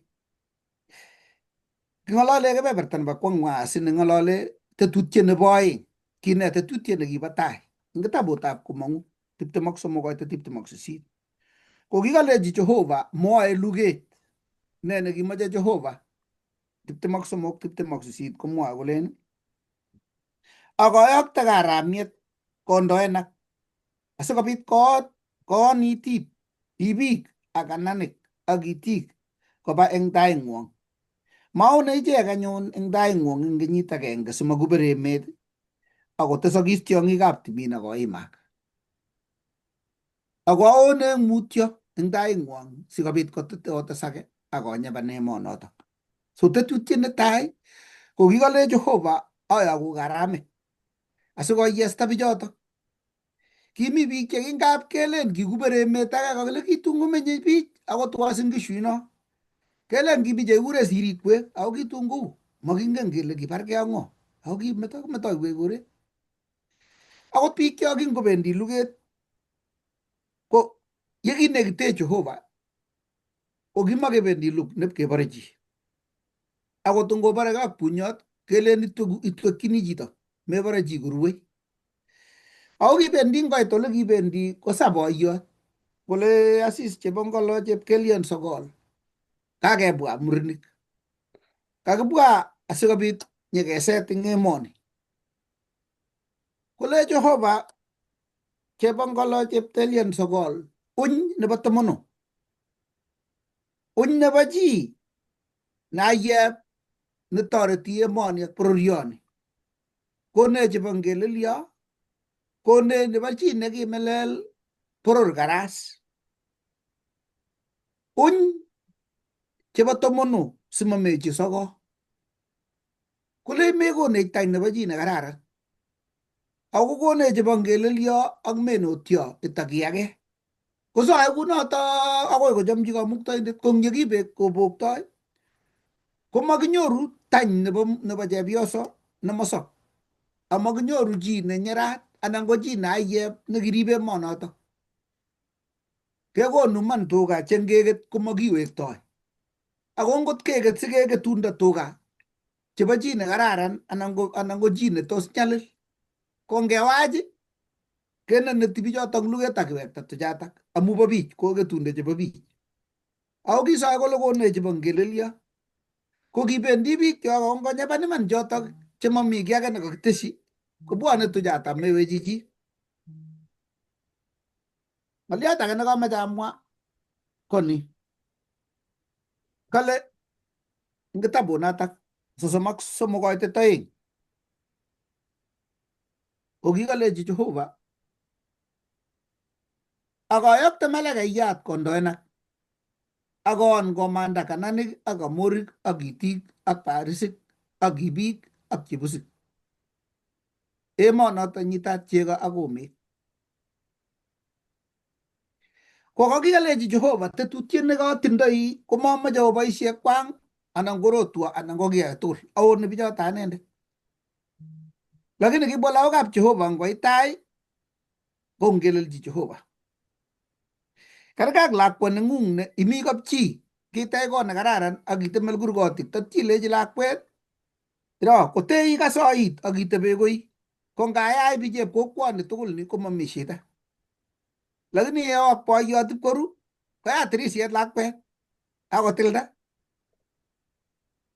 kakami tansit nekami yoto village kekose kewache kemboi telin ilelen ango chemutai no kalya jakolen baba toreto kangelen lakini kamach kobarin ya bichu kamach koboryen ak koiwo tugun cheyach ibot kinam banget ak ilabat kimakomageng'ung iyai luget lakini ngepit olindas keboryenin itoi kakenam lakwet moche kesup lakini koyoche iyai ki age tugul neimukoksei sisoru lakwet kamakomageng'ung amu chi netala ametinye ki age tugul ako nda kokong'et ngoi kokimototechu ng'alechu lakini kang'ibitite kakemach keyai tuguk cheyach kotononi sigindet kwae kit nekamateyoe nda kamabistoenen lakwet lakini amu kale matoilen nachan kalen kamai kasit ilen kasar korok sinyepcheng'alal baadaye kou notok ki maketab Jehova koruto ichek kot koit emet nekiyosyechi akolech ayoktoi karamik asikout akoon kot koyesta bichotok ng'ie chaban koret ako king'ya kobit musmuset eng kitabutab ngirong kitabutab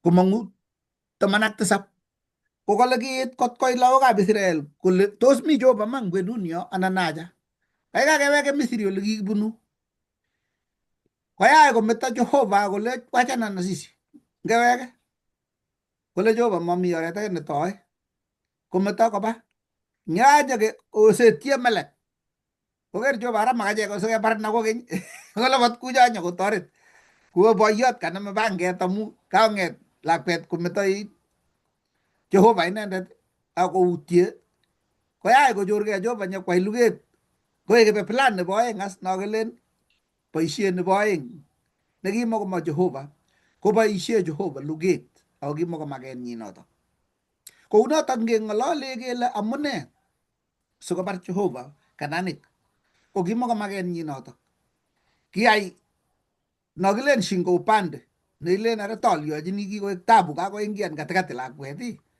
ako abar ju sosorni asitun aboisie lakwanita kokeny abarte mieindanyu amu yaitiet nekakwaak eng yu ko kimakomaketab Jehova kwai kunot ko kit nemite ko kit aenge amache kora oker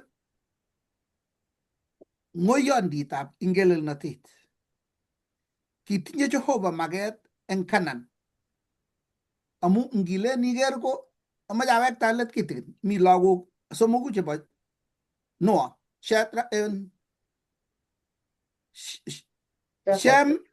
ak Chebet ak Ham ko tun kong'et ni ko ngelel Ham kakepcheita chun koba chebo Chebet iboretiet korup chebo Shem nekirubei kong'et towet ko ngelelchi Jehova ko tun kosich werik agenge ko Nimrod koek kiptayat neo nebo luget akotech nganasokab Babel ak Erek ak chun tugul chun civilization nekure the Mesopotamian civilization netai ko bichotok akoek the first superpower nekibo ng'ony komugul akoek kiplokotiot nekolkol nekikirinda Jehova kokakachorgei eng moinget akotech sinari na tugul no tatyo kolong ketech rimet neo sindun kowalak Jehova komakonyorwech kole nguk chemeune menyorwech nebara ketech inyami barak oli koker Jehova kole ng'alaldos bichu kutit aenge mami kinaitoi amu Jehova nebarirgei ko urgus akopchei kutuswek tetolen kolen akwamut bariat kolen inabolahe neni kap neni ngokose nguno kutit kalyanoti konamgei aeng kebwa as nguno werik chekibwa chebo Misraim chebo Misri olindo ak Kush ak chebo Put as kebwa chotok nyekelong'u akoi Misri nyeketebe Misri tun tutikin kisubu ainetab Nile kebwa akoi Kenya obwa chebo Kush nyekemeto cheutab katam koba Ethiopia koba chun kiba Nubia kechorugei kereku koba chebo Put olimbo Libya konget ngetet agenge ne tuwetab boiyot. So tuwetab Ham kikure Kanan. Kout kotosta ngeit Misri, kowek kotokosta akoi Kanan. Ak ipkotoi ngelelnotet nekisamis amu kong'etoi ng'etai kekure tuwetab boiyonto nekikure Ham, kwai tuguk chekiyatolitu kolech boiyot ingot kotestai yatolenoni ak abusnani yani konyikisitu lagok chekoisich. Kong'yoto kyakosich lagok somok. Kongip kosiche nebo let Kanan kolech boiyot karirek Kanan ini. Ateboni ketou konyikisitu ng'etai. Ko kitun iman koyakitu bichotok che tuguk chekiyai ko tuguk chekibo kwong'ut. Chekikiib ipketech kapkorosusiek nekatap kesoe Jehova koek kapkorosusiek chepkeyoe ibetabkei. Akoi rani ko pichainik nginde ko tuguk chekikiyoe ko pichainik chekikiteke taonisiek kwak.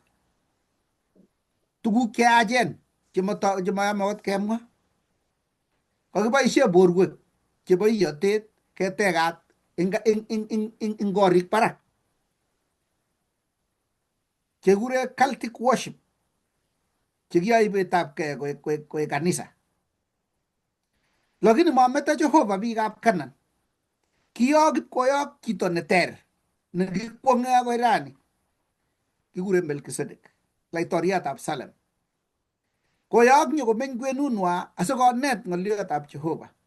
Kot ko kingonyon Abraham nyokonyoru komeng'ishe Melkisedek eng village agenge nekimi yotok karibu Salem, tamanab kwomtochi.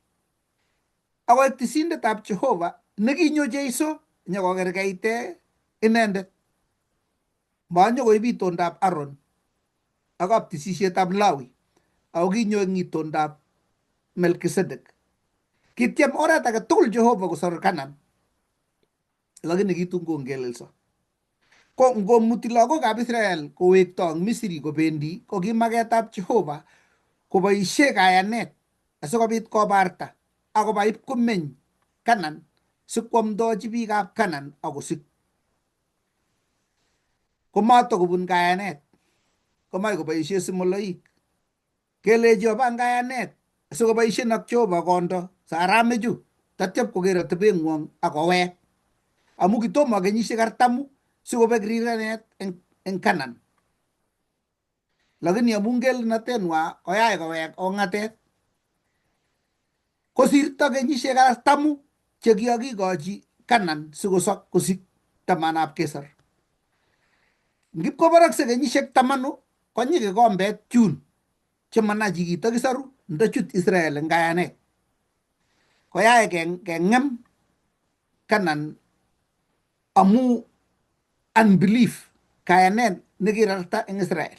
Ngipkeitu kokokoek too late, nyokoyai kebar kiwong amu kabutet. Ndakikamanda Israel eng kayanet, takitokoitoi kotom koit konyi kikombet nebo Kanan, tamanachi kitakisoru eng oretab kayanet. Ng'oyondinot agenge eng achek cheki kristianik makingen kele katya boroindo nekataboisien en Jehova iamdochi chicho ikere eng yo kile marani teptun anyo wikit ninyone. Mengen mutai ikose kele kakekwer chichoto ako kakobek. Ako manachindo ikemwochi ng'oliotab Jehova takyaisoru sobondanyi. Makingen consequences nebo kayanenyo nekamining'it. Makingen kiy nekeyai nekobokchi kiy nekengen ile kamatoe kuni, lakini iyai koker lakweng'ung ak tun baadaye ilechi akilen koye kamatoe koroi nekaai korot nekaborchi lakwet ki nekamatakiyoe. Mutai kwai kit nekoyae mama akine komaweksei akekwer. Tun baadaye isis akilen ane nekyayat oranatak. Kikoek tabu nemami ki nekergei. Komakingen kele kitaikeku ne sarunetab Kanan ndamong lagokab Israel kenyisiek 40 alia yekimoche Jehova. Konoto amune ngiker akot eng Joshua 7:5 ko kamwa yoto ng'olion. Amache asoman yoto kidogo tu. Iker akot yoto ko in Ai. Kangilechi Jehova omut Jericho. Kimut Jericho betusiek 7 kolul totet. atya kelechi bas oba anyun ing kayanet awek akoi gaa. Kobit chito agenge nekichorso koker gold nekimi yun ak ngorietab Babulon ak ne nyokoib ak nyakobel keringet emainyi kotu. Kimutai kelen kakiba nganaset nekimining yo nekikure Ai, kiyokto biik 3,000. Komong biik cheking'ering'en ing yundoun akopar lagokab Israel koyumisan. Nekingip keweksei kakebar biik 36 akobo Akan. Pistoet kitikin komokingen kinoe. Nyorikyi Jehova Joshua koimen kole Jehova irire ne akomi kit neya ing kwenutab nganaset. Iko shida noto amune koistogei torornatetab Jehova. Ndun kinye kenoe ko noto amune kikibar biikab Jehova che ki murnik che kimalel ki. Ko nikere kingenam Akan ko kakole Jehova ngotisiku ko nemie oyemi chi nekoai ki neya oyemi kosis akongen. Ako kele bas momi oret age ongeboisie barbariat. Ngipkeyoe barbariat kokere kakobutyi orenyi. Kosis. Yala aya ngobwa barbariat nguno makakoi boriani kap chepkendi aya ngobwa boisiek oret ing oret kele ngoba chebo sirwa ak chebo kapkobis ak chebo ano kobutyi chebo kapkobis haya ndio haya ngeba chebo kokere Akana kosisei akoi mwisho nyokobutyi inendet kelechi kalya mwa kola well anyway ya kokoibu kityo nini kele koibu biik kotokobek biik konikere kikirach ak lagok ak chepyoset ak tuga kila kitu akepar kobek ko amu kyakobun olelo au mi biik cheking'et chekibek buch amu nyitau genge maamu Jehova neilen matinye rirge amu tebe kele amune ko nguno kikibar amu kinyikisit eng gekto au kingen Akan kingen chepyosenyi au ki lazima kiker lagok koibu akele mamwa ko ngap kwa Jehova kit age nekamakomakenyi kounoto luget nekakiker ing yu ko kakonyi kikombet amu kaboisie Jehova ortinwek kaboisie Melkisedek ne boisiet nekiyai kobo kwong'ut nekinyo Jeiso eng kerkeindab Melkisedek inendet komenye Kanan lakini kobistoe yoto kolen kotokoboisie Jehova oretab Israel komeyie akichek chobe eng oret kolen koboisie Jehova ortinwek ngisiat kiboisie Jehova ortinwek ngisiat chekitekisarune Kanan lakini nebo let ko kimatokomi oret age kowendi tengekto ingen eng ngonyoni kokile koristo nekichuti ko nekit ko 79%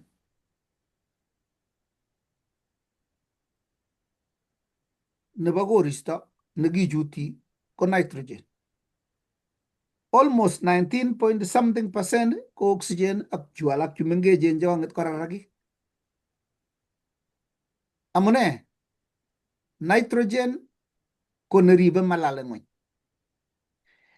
That's why ngenam oxygen inegei kole sikosirto chito nekaminye sikaret ing yun kolale kekas kityo. Rirenetab Jehova kou nitrogen neribe emoni, lakini betut yekaistogei Jehova kole keisto 79% nebo nitrogen kolipukani ng'weny inegei. Yekakoistogei rirenetab Jehova kole komami kinoe akot Jehova tai kakoistogei kityo kole kolipukani emoni amu flammable tengek nemami ki nekergei, lakini kote kotokomi rirenetab Jehova konoto nekonech kesopche. Ko atkan kora ngoli tugul oli ko kinyakonyi nerekekab tengekto emetab Canaan ko kimakomi oret age netekesarune. Kerge ak cancer nakakoit stage 4 komakomi kiy netekeitoi. Ko kiyoche nguno ngale kyokere ku COVID ak ne ko kingotokoitu mara ya kwanza ketube chito kindo takalkal akesilen aketup simatako-affectan ng'weny.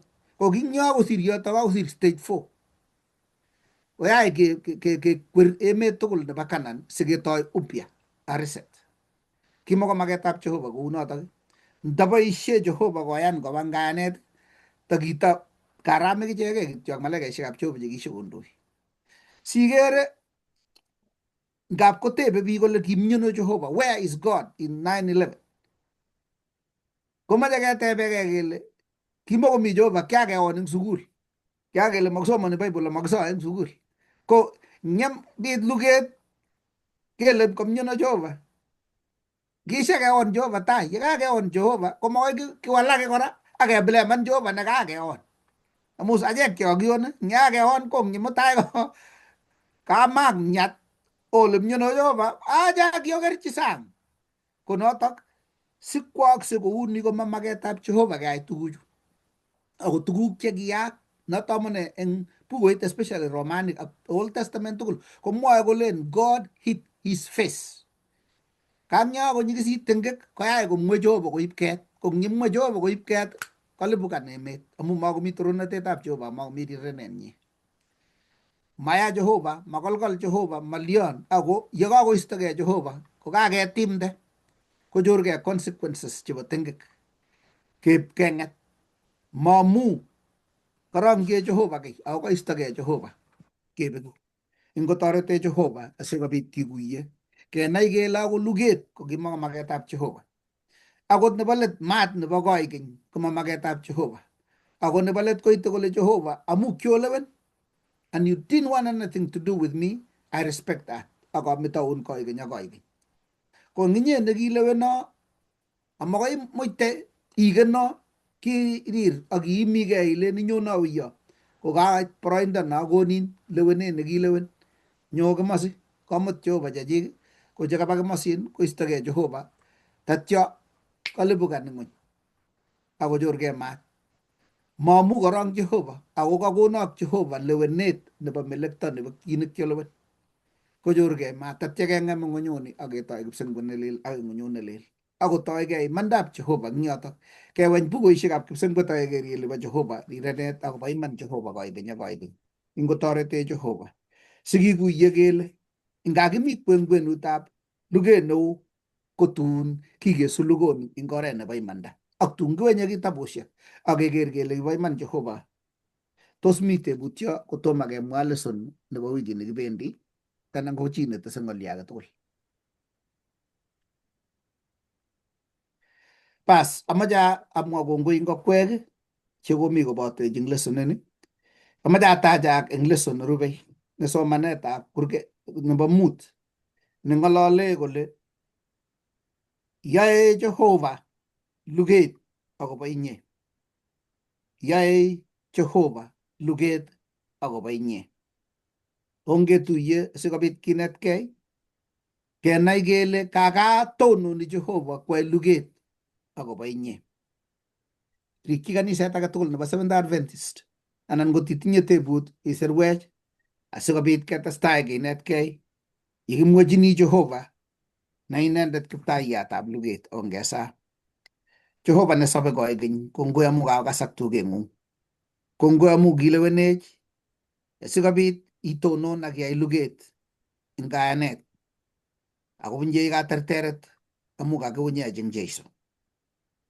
toretech sikobit ketonon eng kayanet akeipchi tugeng'ung akot ye makikere oret kingen kele iyote oret kakinde meng'otoshekchok kakinde osotik ak moning'otoik kakinde lagok ak sigik eunekuk sikobit kecheng'in yetokomi boroini kongoi amu nga arereni setani ketinye kimnotet nesirei aketinye lugoshekab malaikaishek chekimutech ako nenyo katerteret ing Jeiso mokusome chuto tugul ing Jeiso nekatyokinenyo amen kongoi sikiberuro konyo osere